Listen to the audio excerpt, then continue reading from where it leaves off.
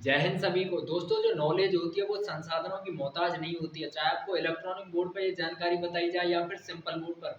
मेरे पास में simple board है दोस्तों। आप लोगों का सपोर्ट रहा तो एक दिन इलेक्ट्रॉनिक बोर्ड भी होगा। सपोर्ट मतलब जैसे दोस्तों, चैनल को सब्सक्राइब करना, कोशिश अच्छी लगी हो तो वीडियोस को लाइक करना, शेयर करना, इसी को दोस्तों सपोर्ट कहते हैं। दोस्तों, जो रेमल चक्रवात है आप सब जानते हैं, वो भारत में 26 मई को एक्टिव होने वाला है बंगाल की खाड़ी से। ये भारत है अपना, इधर है बंगाल की खाड़ी और इधर है अरब सागर। वो बंगाल की खाड़ी से सटे हुए जो भारत के स्टेट हैं वो है, जैसे पश्चिम बंगाल हो गया, उड़ीसा हो गया, तेलंगाना हो गया, तमिलनाडु हो गया। ये सब भारत के पूर्वी तट की ओर सटे हुए स्टेट्स हैं। इन पर इनका प्रभाव रहने वाला है। दोस्तों, चक्रवात आते क्यों हैं? देखिए, चक्रवात का मतलब होता है साइक्लोन इंग्लिश में, और साइक्लोन को लिया गया साइक्लो शब्द से। साइक्लोस का मतलब होता है सांप की कुंडलियां।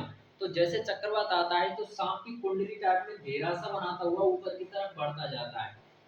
देखिए, मैं आपको समझाने की कोशिश करता हूँ। जैसे ये पृथ्वी का कोई हॉट क्षेत्र है, यानी कि यहाँ पर सूरज की गर्मी सर्वाधिक पड़ रही है। तो गर्मी की वजह से यहाँ पर जो हवाएं होती हैं वो गर्म होकर ऊपर की ओर उठने लगती हैं। जैसे ही हवाएं ऊपर की ओर उठने लगती हैं तो यहाँ पर निम्न वायुदाब का निर्माण हो जाता है, लो प्रेशर का निर्माण हो जाता है। उस जो ऊपर जो हवाएं उठी थी, इस गैप को भरने के लिए जो आसपास की जो हवाएं होती हैं, जो ठंडी या इससे नॉर्मल होती हैं, वो इस गैप को कवर करने के लिए यहाँ पर आ जाती हैं।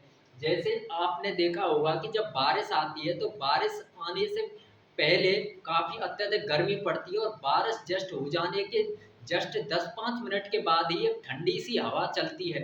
ठंडी ठंडी हवा चलती है तो सेम वही कंसेप्ट है दोस्तों। वो ठंडी हवा जो गरमाई हुई थी उससे वो हवाएं ऊपर उठ चुकी थी, और उस गैप को भरने के लिए वो हवाएं आती हैं, वो हमें ठंडी लगती हैं। ऐसे ही यहाँ कंसेप्ट है दोस्तों। ये प्रोसेस चक्रवात में बनता रहता है, यानी कि गर्म हवा ऊपर उठती रहती हैं और ये हवाएं इस गैप को भरती रहती हैं। जैसे ही ये हवाएं ऊपर उठती हैं तो यहाँ पर निम्न वायुदाब का निर्माण होता है। इसी को हम चक्रवात की आंख कहते हैं, साइक्लोन आई बोलते हैं। और जैसे जैसे ऊपर की तरफ बढ़ती जाती हैं तो गर्म हवाएं फैलती हैं, तो इसका साइज भी बढ़ता जाता है, बढ़ता जाता है।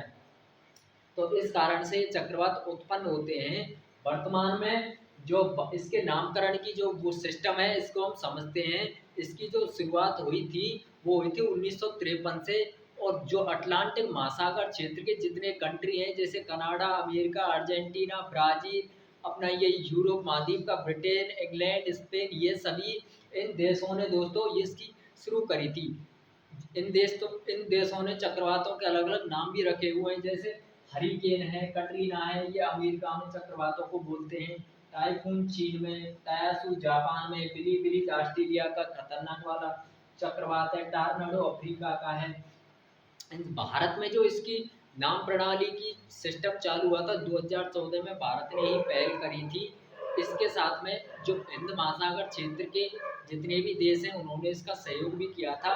जैसे भारत हिंद महासागर के अन्य देश जो इसमें शामिल है नामकरण प्रक्रिया में वो है, जैसे भारत हो गया अपना, बांग्लादेश हो गया, श्रीलंका हो गया, म्यांमार हो गया, ईरान हो गया, सऊदी अरब हो गया, थाईलैंड हो गया, ओमान हो गया, कतर हो गया, यूएई हो गया।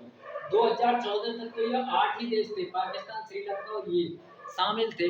पर 2019 में ये 4 देश शामिल और हो गए, यानी कि कुल मिलाकर 13 देश इसका नामकरण करते हैं। जितने भी चक्रवात आएंगे हिंद महासागर के क्षेत्र में उनका नामकरण अल्फाबेटिकल ऑर्डर के हिसाब से इन देशों द्वारा किया जाएगा।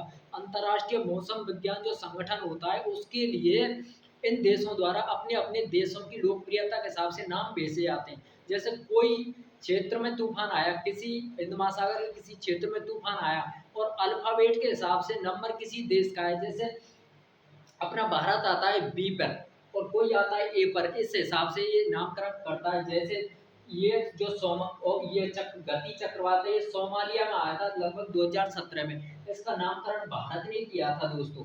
अब जो रेमल आया है इसका नामकरण ओमान ने किया है। ओमान की भाषा में रेमल का मतलब रेत होता है दोस्तों। अब जैसे ओखी चक्रवात आया था, ये बांग्लादेश में आया था, इसका नामकरण सॉरी ये बंगाल की खाड़ी में आया था, नामकरण बांग्लादेश ने किया था।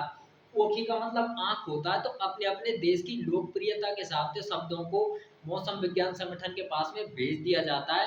पांच पांच नाम एक देश द्वारा भेजे जाते हैं, और मौसम संगठन भी ये तय करके सूची तैयार करता है कि एक वर्ष में कम से कम 5 चक्रवात आ जाते हैं। उसी हिसाब से क्रम निर्धारण के हिसाब से देशों से नाम मंगाए जाते हैं। अभी भारत ने जैसे भेजा है, एक नाम भेजा है जलादी, एक भेजा है तरंग, एक भेजा है मेघ।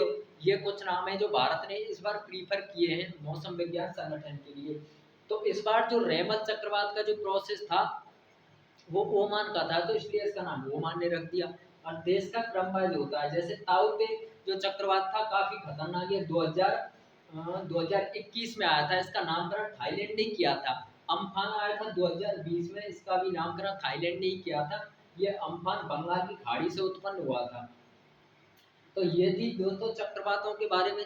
और एक बात ये भी है कि जो जैसे 60-65 किलोमीटर प्रति घंटा की जो रफ्तार के जो चक्रवात होते हैं उनका नामकरण नहीं किया जाता है, और जो 120 किलोमीटर प्रति घंटा की रफ्तार के होते हैं उन्हें गंभीर चक्रवातों की श्रेणी में डाल दिया जाता है मौसम विज्ञान संगठन के द्वारा।